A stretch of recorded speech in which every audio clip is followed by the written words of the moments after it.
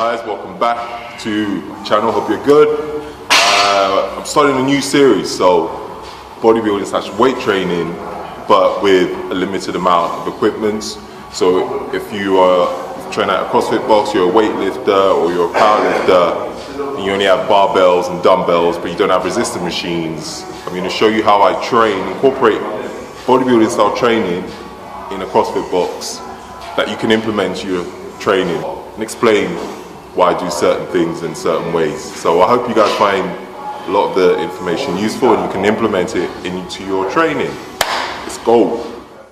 Okay guys, so we are going to start with push-ups. Now, before we even get to push-ups, make sure you guys spend at least 5 to 10 minutes doing some shoulder mobility before you start training. So have a look at my video. I'll try and put the link to my YouTube video for some of the upper body mobilities you can apply, or my Instagram video. So yeah, the aim of the push-ups is to do about 50 reps. That's right, 50. No half rep in these. I'm talking full solid reps all the way down to the floor and back up. Now just watch how my elbows are slightly closer to my body and not aligned with my delts. This puts less pressure on delts and focuses on chest. And make sure you are close to the ground, that you can almost kiss the ground when you're going down into the when you're going downwards. Don't have your elbows too close to your body, however, as that means more emphasis on triceps, which is what we don't want. So not too close, and again not aligned too far out with your shoulders. The whole idea is to pre-exhaust the chest before the main workout. I've always done this before training chest. I usually do press-ups or cable flies. I find that it's the triceps and shoulders that fatigue before your chest, so before your chest when training. However, pre-exhausting the chest means it will fatigue equally.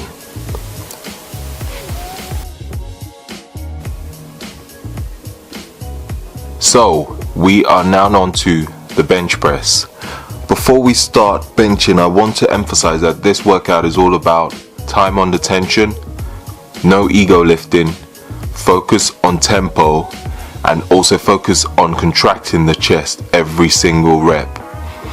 Each set the tempo changes, so make sure you don't go too heavy on weight, as you will understand why when we get to the workouts. I'll write in the description box below the exercises, sets, rest, and also the tempo. So let's begin. So with the bench press, we will be aiming to do 4 sets on the bench press, and then we will be supersetting with dumbbell incline flies. So with the first set on the bench press, we will be doing 15 reps at a 2-second eccentric tempo. What that means is when bringing the bar down towards your chest, it will take you 2 seconds. So count it out loud if you need to, or count it in your head, 1, 2, and all the way back up, as you can see in the video. And then after 15 reps, we will be supersetting with dumbbell flies with a 2-second eccentric and a 1 to 2 second squeeze of the dumbbells at the top of the movement. Again, as you can see in the video, with the dumbbell flies, we will be doing 12 reps on all 4 sets. So you'll be supersetting every time you do a bench press. Every set you will superset with the dumbbell flies. And so we're back onto the second set on the bench, and we're aiming for a 3-second tempo. The second set of the bench press and the third set, we're aiming for 12 reps at a 3-second tempo. And again, watch how slowly I'm going with the bar on the eccentric, making sure to maintain tension on the chest.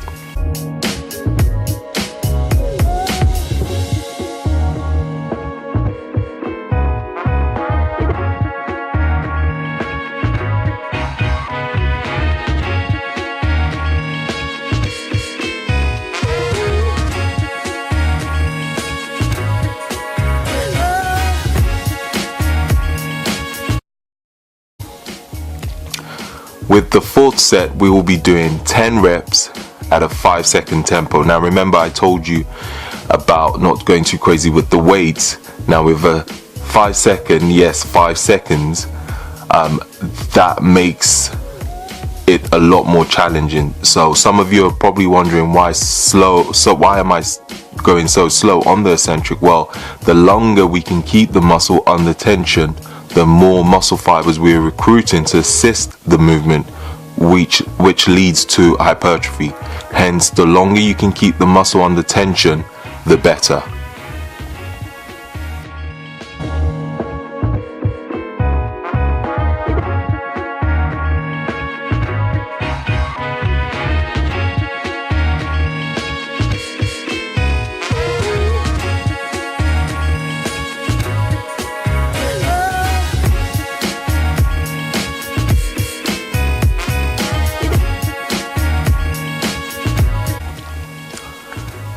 Now we're on to third exercise, which will be the pyramid dumbbell press, flat bench superset with dumbbell twist flies.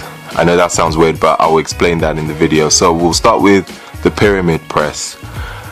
I have always done the pyramid press because it puts less strain on my delts and also allows me to fully contract my chest at the top of the movement. Make sure to keep the elbows at a slight angle and not aligned with your delts. We are aiming for a 2-second eccentric and I would say 1 to 2 second hold at the top of the movement.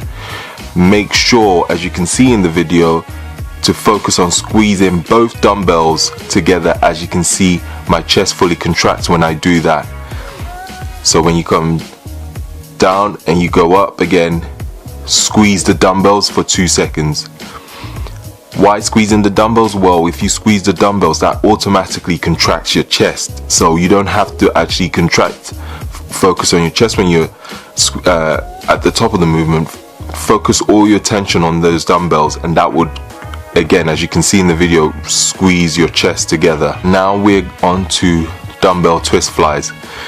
The difference with these and a normal dumbbell flies are you will be twisting the ends of both dumbbells together, as you can see I'm doing in the video, and as you can see with my chest, it's fully contracted when I do that. So really squeeze the dumbbell together to get a full contraction on your chest.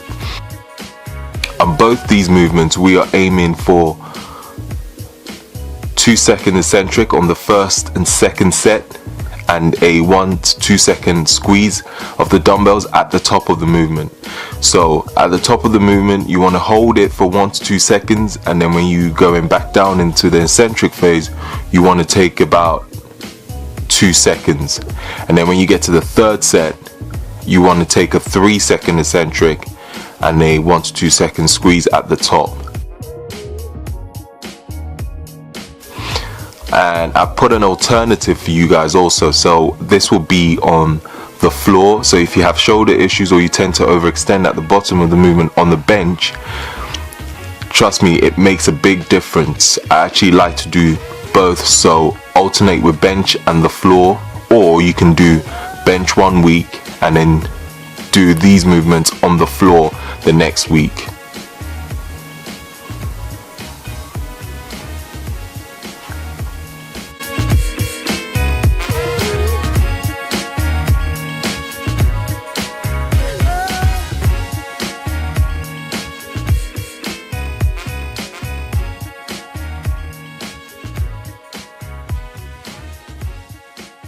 And the next exercise we'll be doing ring press ups, supersetting with bench dumbbell close grip press. Now with the ring press ups, again the same principles with normal press ups. Elbows, bring your elbows in close to the body but not too close, so but you don't also want it to be too wide, so it shouldn't be aligned with your shoulders. Aiming for a 2-second eccentric and push back up as quick as you can. These are tough but really good for also working on stability, so expect it to feel strange at first, and you will probably shake a little bit when you start doing this, but you will get used to it eventually. And also, to make it slightly more difficult, I have given you a second version, which is feet elevated with a bench, or you can use a box. If you don't have rings where you train, putting 2 benches or 2 boxes close together does the trick. It won't be as hard as using rings, but still better than nothing. And then we'll be on to supersetting with close grip dumbbell press.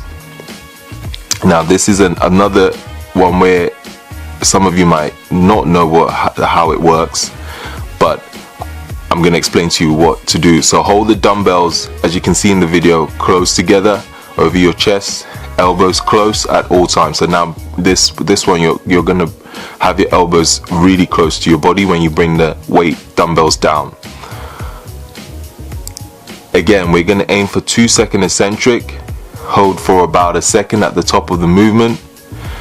Remember, just like the dumbbell pyramid press, rather than trying to squeeze your chest at the top of the movement, squeeze the dumbbell together as hard as you can. Like I always say, squeeze the hell out of it like it owes you money, literally. Aim for about 3 sets on both the press ups on the rings and the dumbbell close grip press. Keep the rest pretty short, so I'll aim for 40-second rest.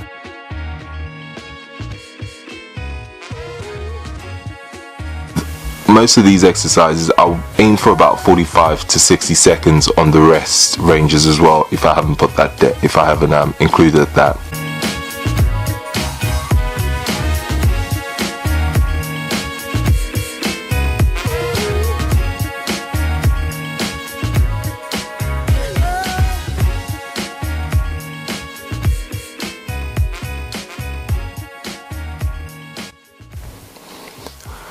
On the 5th and final workout, we're going to do some decline push-ups. I know what you guys are thinking, this dude loves push-ups, and yes, I do. This time we'll be finishing with, again, a decline push-up on a 30-inch box. So we're aiming for 50 push-ups again, however we'll be breaking it down by 5 sets times 10 reps. Few things, keep the rest short between each set, so about 20 seconds, no more.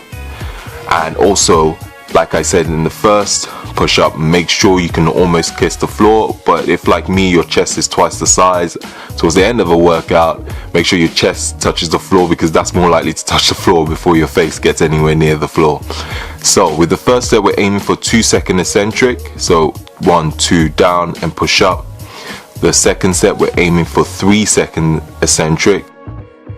The third set, we're aiming for 4-second eccentric, so 1, 2, 3, 4, push up as quick as you can. The fourth one, we're aiming for 5 seconds, and then on the 5th and final one, we're aiming to go as quick as you can.